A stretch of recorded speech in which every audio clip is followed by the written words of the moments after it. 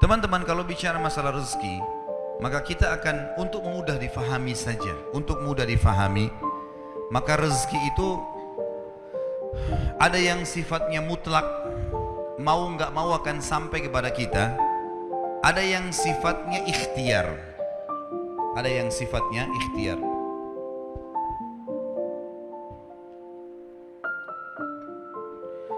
Kalau yang mutlak, teman-teman sekalian, mau nggak mau datang kepada kita. Biarpun kita lagi duduk di rumah, maka rezeki itu akan datang. Seperti misal, mata kita sekarang menangkap cahaya, hidung kita menarik oksigen, telinga kita menangkap suara, energi di tubuh kita pada saat kita mau bergerak, kita mengeluarkan proses makanan yang habis akan dibuang kotoran, tinja dan air seni, rezeki datang. Ada juga rezeki-rezeki yang lain selain daripada itu, seperti misalnya kita lagi duduk di rumah, tetangga antarin makanan, nggak pernah pesan, nggak pernah apa-apa, tiba-tiba dikasih. Orang tua kita banting tulang, begitu mereka meninggal kita dapat warisan, ya. Ada rezeki yang mutlak. Kita lagi masuk ke restoran, tiba-tiba ada teman juga masuk, dibayarin, ditraktir. Kita nggak pernah programin sebelumnya. Namanya mutlak, pasti sampai ke kita. Ini sesuai dengan hadis baginda Nabi SAW, tidak akan meninggal jiwa, tidak akan meninggal orang yang punya nyawa, kecuali akan dilengkapkan semua rezekinya. Ada orang subhanallah pas sudah tua sekali dapat warisan, tiba-tiba jadi kaya, ada saja. Ada orang bertahun-tahun sakit, sembuh di akhir hidupnya, kuasa Allah, rezekinya pasti sampai kepada dia. Ada hadis yang lain berbunyi, kalau seandainya seseorang di antara kalian, hadis sahih riwayat Imam Ahmad setahu saya,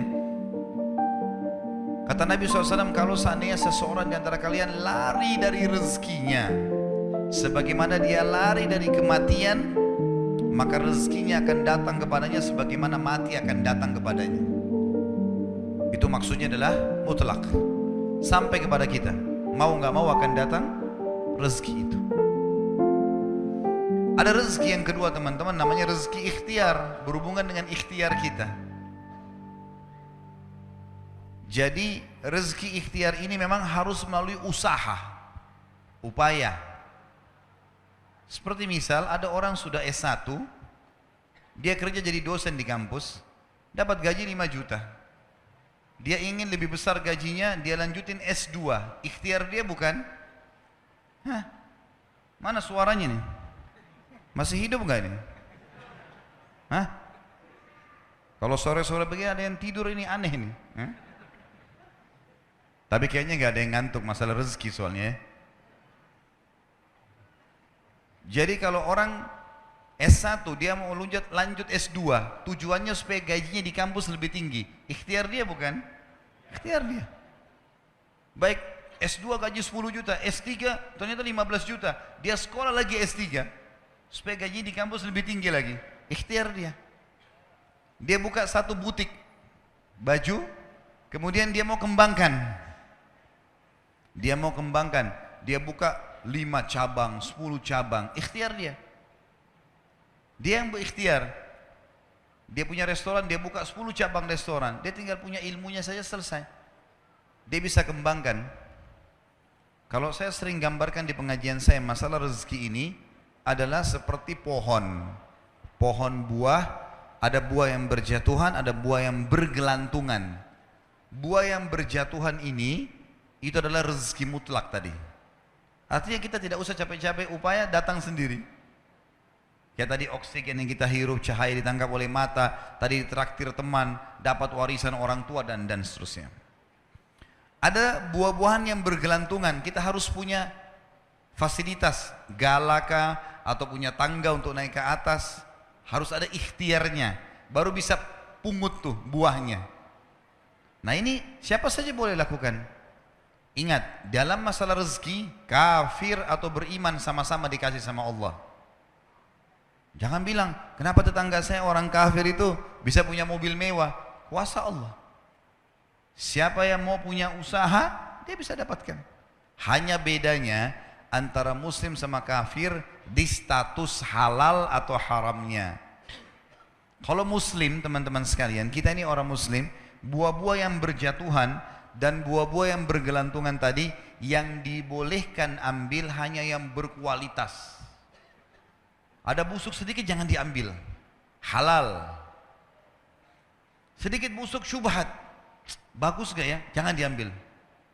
Kalau orang kafir semua diambil, mau busuk mau enggak semuanya diambil. Kalau muslim tidak. Dan subhanallah dalam masalah ini para ulama mengatakan seorang muslim mendapatkan keberkahannya. Nanti akan kita bahas masalah itu dalam kiat-kiat mempertahankan dan menjadikan rezeki supaya berkah. Jadi ini gambaran rezeki teman-teman sekalian.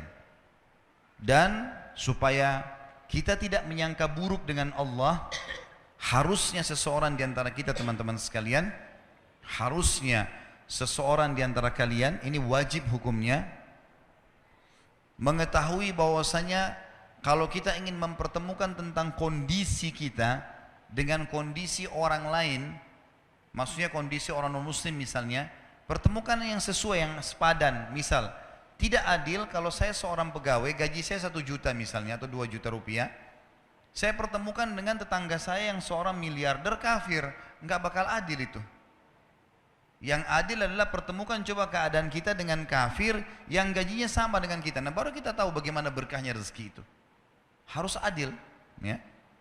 Seperti kasus masalah kemarin di pilkada di Jakarta, saya juga bahasakan masalah itu.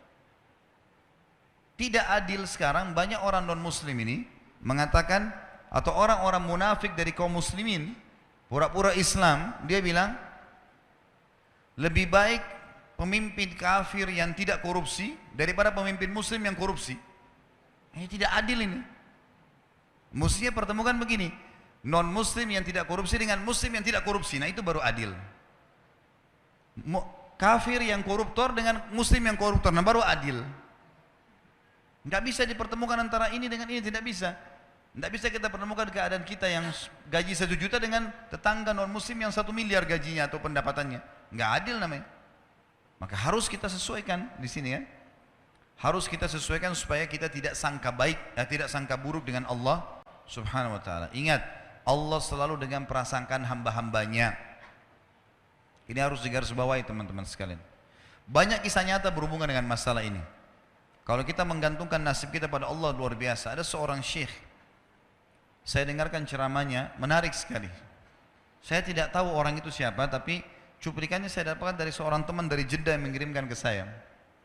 Orang ini cerita, syekh ini menceritakan, cuplikannya ada di HP saya, dia bilang, saya satu waktu pernah ke Mesir, dan di Mesir ini, saya lagi dari satu daerah mau ke Kairo, dari Iskandaria, satu kota, mau ke Kairo. Itu saya tiba di Kairo mungkin sekitar jam 2 malam. Pesawat saya selepas subuh harus berangkat kembali ke Saudi. Dia bilang, saya telepon pengurus masjid, saya mungkin mau mampir di masjid yang saya ceramah kemarin di Kairo itu. Saya mau tinggal di sana mungkin 2 jam, 3 jam istirahat. Nanti habis itu baru kemudian saya berangkat ke Saudi habis subuh. Dia bilang, saya masuk ke masjid, tiba jam 2 malam, turun dari mobil, saya lihat masjid, lampunya nyala semua nih. Kemudian setelah saya masuk masjid, saya temukan ada orang di mihrab, imam, lagi sujud, nangis-nangis. Dan luar biasa, tangisannya itu kalau orang dengar membuat orang yang dengar pun mau menangis. Jadi saking luar biasa dia merengeknya sama Allah dalam sujudnya. Kata syekh ini, saya pun sambil berdoa sama Allah, ya Allah kabulkan permintaannya orang ini. Walaupun saya belum tahu apa yang diminta gitu. Dia bilang selesai dia sholat, saya dekati dia, saya bilang, Masya Allah, doa apa ini? Luar biasa ini. Doa yang diikuti dengan tangisan di sepertiga malam menjelang subuh. Allah turun ke langit bumi, dikabulkan nih. Dia bilang, demi Allah syekh. Karena syekh ini orang Arab biasanya panggil, bisa orang pintar, bisa orang kaya, bisa orang tua. Jadi kalau antum dipanggil syekh, jangan bangga dulu ya. Karena banyak maknanya itu. Ya. Jadi dipanggil syekh, dia tidak tahu, biasa juga di Saudi begitu ya. Kalau ada orang kita tidak kenal dipanggil syekh, syekh, sini syekh. Walaupun antum bukan syekh sebenarnya gitu. Ya. Maka dia bilang, demi Allah syekh. Dia tidak tahu kalau ini orang memang ulama gitu. Istri saya sekarang lagi dirawat di rumah sakit. dan saya harus bayar 14.500 jenih atau ponnya Mesir. Saya harus bayar rumah sakit. Kalau enggak istri saya enggak bisa dioperasi. Ini sudah parah sekali. Kata syekhnya, jadi gara-gara itu kau sujud sama Allah. Dia bilang iya, lanjutkan nangis sama Allah. Allah tidak akan menyia-nyiakan orang yang ikhlas minta padanya. Lanjutkan, nikmati sujudmu. Pasti Allah akan berikan jalan keluar. Dia bilang iya baik. Orang itu dia bilang kembali lagi ke mihrab, nangis lagi. Sholat sujud sama Allah, ya Allah. Dan dalam doanya begitu. Ya Allah, istri saya mau dibayar besok rumah sakitnya. Jumlahnya sekian, saya tidak pegang uang satu jenih pun. Ini 14.500 jenih. Banyak sekali. Maka dia bilang, orang ini bilang baiklah kalau begitu. Syekhnya ini bilang, saya mau tidur dulu. Saya istirahat 1 jam, menjelang azan subuh dia bilang. Ada marbot masjid datang bangunin saya. Sudah azan, saya sholat qabliyah, sholat sunnatul fajr. Waktu iqamah, pengurus masjid tahu kalau dia ini ulama, dipanggil, dia bilang, Syekh tolong jadi imam. Dia bilang, saya capek, baru istirahat 1 jam, 2 jam malam. Biarlah imam. Dia bilang, tak apa-apa, ayat-ayat pendek aja, baca surah-surah pendek aja. Kata Syekh, baiklah. Dia bilang, saya baca surah-surah pendek. Rupanya, mikrofon masjid karena keluar di luar, ada satu pengusaha Mesir, apartemennya itu dekat masjid, dan dia suka ikuti ceramahnya Syekh ini di YouTube. Dia bilang, turun dari apartemennya, ikut sholat berjamaah di masjid, karena dia kenal suaranya orang ini gitu. Begitu selesai sholat, dia bilang, saya lagi zikir, datang orang itu. Dia bilang, Syekh, ahlan wa sahlan di Mesir. Saya salah satu penggemar Anda di YouTube, dan saya dengar suara tadi. Saya tadinya mau sholat di masjid lain, saya ke masjid ini. Dia bilang, Syekh, saya mau minta tolong satu hal. Kata Syekhnya, kenapa? Dia bilang, saya sudah ngitung zakat uang perusahaan saya harus alokasikan 14.500 jenih. Kata Syekhnya. Orang itu bilang, saya mau alokasikan zakat saya 14.500 jenih. Kata Syekhnya, saya nangis, dengar itu. Nangis, saya terisak-isak. Kata orang itu, kenapa Anda nangis? Syekh bilang, saya nggak bisa jelasin. Dia bilang, saya nangis terus. Kemudian saya lihat ke kiri kanan di soft, mana orang yang tadi malam sholat tahajud tuh? Ada di ujung. Dipanggil sama Syekh, fulan kesini, datang. Dia bilang, ceritakan masalah kamu apa? Dia bilang, Syekh, saya punya masalah, istri saya dioperasi, harus bayar 14.500 jenih hari ini, kalau tidak nggak operasi. Kata Syekhnya, tiba-tiba si pengusaha ini nangis-nangis. Orang ini juga heran, kenapa kalian berdua menangis? Dia masih bingung, kenapa gitu. Kata Syekhnya, biarin orang ini yang jelaskan. Yang punya usaha bilang apa?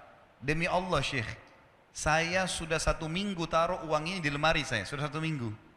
Setiap hari istri saya bilang, turunkan, lakukan haknya Allah, zakat itu keluarkan. Dia bilang, saya ingin dapat 1 orang yang saya kasih langsung, daripada saya bagi-bagi. Saya mau 1 orang saya kasih, selesaikan masalah dia, dan Allah selamatkan saya di akhirat. Orang ini jadi nangis. Orang yang punya minta butuh nangis. Kata pengusahanya, ini uangnya silahkan, 14.500. Semoga Allah selesaikan urusan saya di akhirat gara-gara saya bantu kamu. Kata Syekhnya, demi Allah yang terjadi, orang ini, orang yang punya uang ini, yang dikasih uang, dia tiba-tiba lupakan saya dan lupakan si pemilik uang. Dia langsung angkat kepalanya ke langit sambil menangis mengatakan, ya Allah, aku mencintaimu. Terpenuhi kebutuhannya, gitu kan. Kuasa Allah. Teman-teman, cuman kita selalu buru-buru. Kalau seseorang kita di perusahaan mau dinaikkan gajinya saja, mau naikkan jabatannya, dia harus tulis permohonan. Tidak mungkin juga baru hari ini dimasukkan kemudian ketuk ruangan di rootnya, mana permintaan saya kemarin, atau hari ini, nggak mungkin. Seminggu dia sabar, 2 minggu dia sabar, dengan berharap datang panggilan. Kenapa dengan Allah Subhanahu Wa Taala kita tidak begitu, teman-teman?